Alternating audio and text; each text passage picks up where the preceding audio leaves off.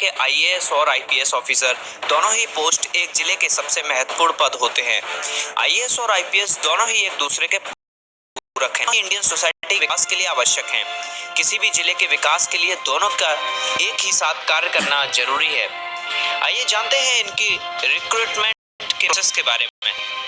IAS और IPS दोनों का चयन यूपीएससी की सिविल सेवा परीक्षा के द्वारा किया जाता है।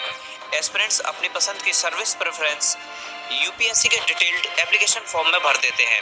फाइनल रिजल्ट में अपनी रैंक के अनुसार उन्हें सर्विस प्रोवाइड कर दी जाती है। इंडियन एडमिनिस्ट्रेटिव सर्विस ज्वाइन करने के बाद एस्पिरेंट्स सिविल सर्विस की परीक्षा नहीं दे सकता, लेकिन आईपीएस बनने के बाद सिविल सेवा की परीक्षा दे सकता है।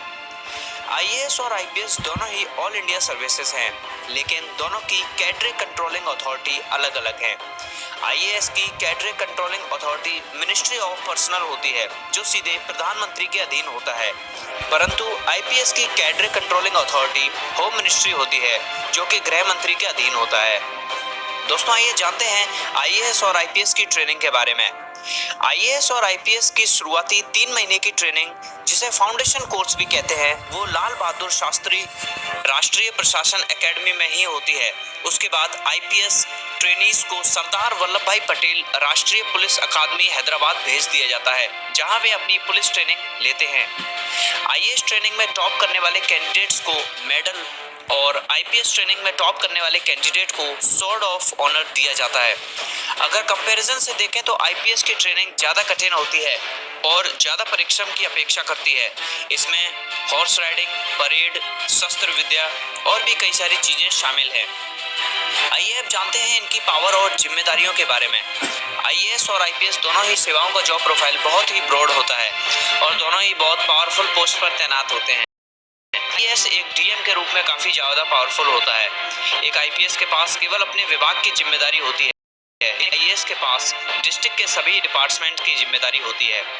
डीएम के रूप में एक आईएएस अधिकारी पुलिस विभाग के साथ साथ अन्य विभागों का भी मुखिया होता है। दोस्तों डिस्ट्रिक्ट की पुलिस व्यवस्था की जिम्मेदारी भी डीएम के पास होती है। शहर में धारा 144 आदि लॉ एंड ऑर्डर से जुड़े सभी डिसीजंस डीएम ही लेता है।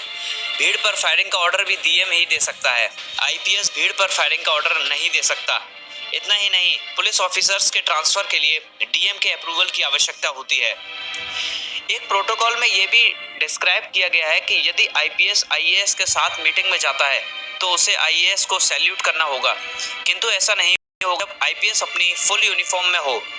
यदि आईपीएस ने अपनी कैप नहीं पहनी है तो वो आईएएस को सैल्यूट करने के लिए बाध्य नहीं है। इसलिए ऐसा यूजुअली देखा गया है कि आईएएस से मीटिंग के दौरान आईपीएस ऑफिसर अपनी कैप नहीं पहनते हैं। दोस्तों आइए जानते हैं स्कोप ऑफ ड्यूटी के बारे में। डीएम के रूप में एक आईएएस ऑफिसर का स्कोप ऑफ ड्यूटी डिस्ट्रिक्ट के सभी डिपार्टमेंट्स में होता है। एक आईपीएस एसएसपी रहते हुए सिर्फ अपने पुलिस विभाग और यातायात विभाग में ही कार्य कर सकता है। डीएम का काम land records, revenue, law and order, agriculture etcetera district के सभी डिपार्टमेंट्स होते हैं। आइए इनकी सैलरी की बात करते हैं। इंडिया में आईपीएस ऑफिसर का वेतन 7वें वेतन की रिकमेंडेशंस के बाद काफ़ी बेहतर हुआ है। आईपीएस का वेतन 56,100 रुपये प्रतिमाह से लेकर 2,25,000 रुपये प्रतिमाह तक हो सकता है। ये सीनियरिटी के आधार पर अलग अलग होता है। आईएएस की सैलरी भी 7वें वेतन आयोग की रिकमेंडेशन से काफ़ी बेहतर हो गई है।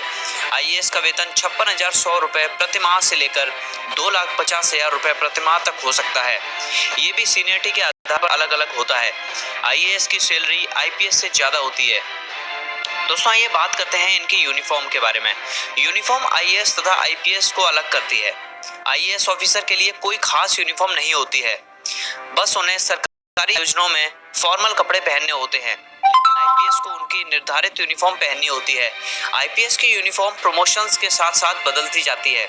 आम जनता कपड़ों से आईएएस को नहीं बल्कि आईपीएस को पहचान लेती है।